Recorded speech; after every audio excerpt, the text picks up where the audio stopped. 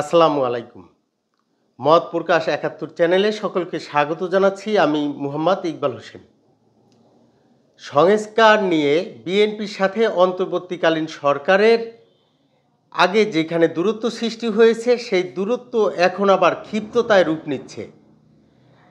আস্তে আস্তে এই অন্তর্বর্তীকালীন সরকারের বিরুদ্ধে মুখ খুলতে শুরু করেছে বিএনপির একের পর এক বিএনপির নেতারা। আমরা সেই বিষয় নিয়ে আলোচনা করব। আর এই যে ক্ষিপ্ততা বিএনপির নেতাকর্মীদের এই অন্তর্বর্তীকালীন সরকারের বিপক্ষে যে এই ক্ষিপ্ততা বৃদ্ধি পাচ্ছে, সেটি কেন্দ্রীয় পর্যায় থেকে শুরু করে একদম এই তৃণমূল পর্যায়ে কিন্তু সেটির এক প্রকার ছোঁয়া লেগে যাচ্ছে। আর সরকার যে এই যে নতুন ছাত্রদের যে দল এনসিপি বা জাতীয় নাগরিক পার্টি, তাদের প্রতি যে সরকারের আকৃষ্টতা এবং সরকারি পৃষ্ঠপোষকতায় যে কিংস পার্টি হিসাবে এটি গঠন হচ্ছে, সেটিও কিন্তু বিএনপি আস্তে আস্তে বুঝে যাচ্ছে।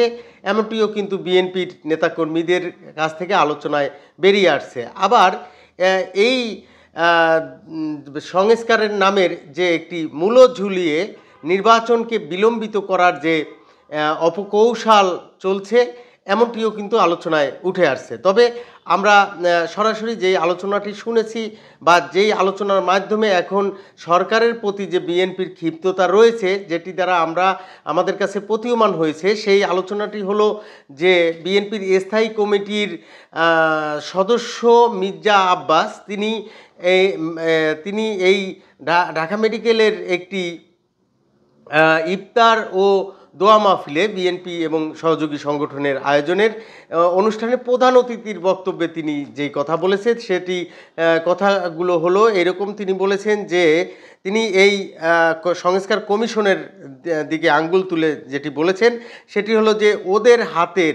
ওদের কলমের কোনো সংস্কার আমরা সহজে মেনে নেব না।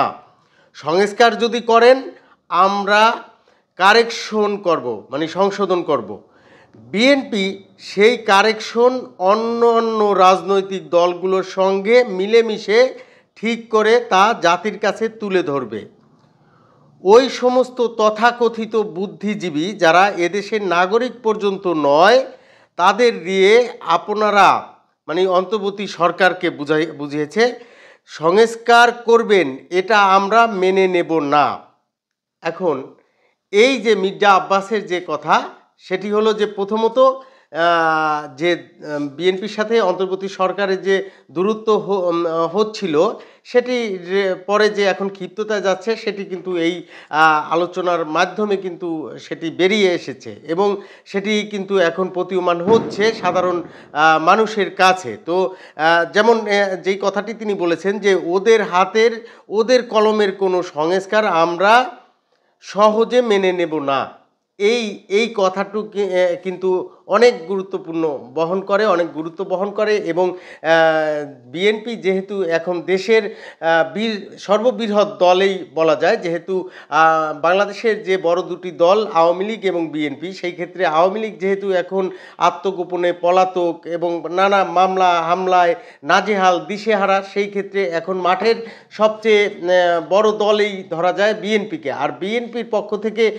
তারা হয়তো আজ করতে শুরু করেছে, তারা বুঝতে শুরু করেছে যে এই অন্তর্বর্তীকালীন সরকার যে ডক্টর মোহাম্মদ ইউনূসের নেতৃত্বাধীন যে সরকার, এই সরকারটি আসলে দীর্ঘদিন ক্ষমতায় থাকার পরিকল্পনা তাদের রয়েছে, এমনটি কিন্তু অনেকে ধারণা করছেন এবং এমনটি কিন্তু সেই ধারণা থেকে প্রথমে সেই ধারণাটি বিএনপি বিশ্বাস করতে না চাইলেও এই যে সংস্কার নামক যে মূলাটি সামনে ধরে এই সময় ক্ষেপণ করা, কাল ক্ষেপণ করার যে একটি অপচেষ্টা রয়েছে মনে করে এখন বিএনপি সহ এবং তাদের সমমনা দলগুলো, এবং সাধারণ মানুষও কিন্তু এখন সেটি আস্তে আস্তে বুঝে যাচ্ছে যে বিষয়টি হলো যে একের পর এক ইস্যু তৈরি করে এই সরকার দীর্ঘমেয়াদে একটু ক্ষমতায় থাকার যে কোনো ষড়যন্ত্র বা নীল নকশা রয়েছে কিনা, সেই বিষয়টিও কিন্তু এখন প্রশ্নের মুখোমুখি হয়ে গেছে।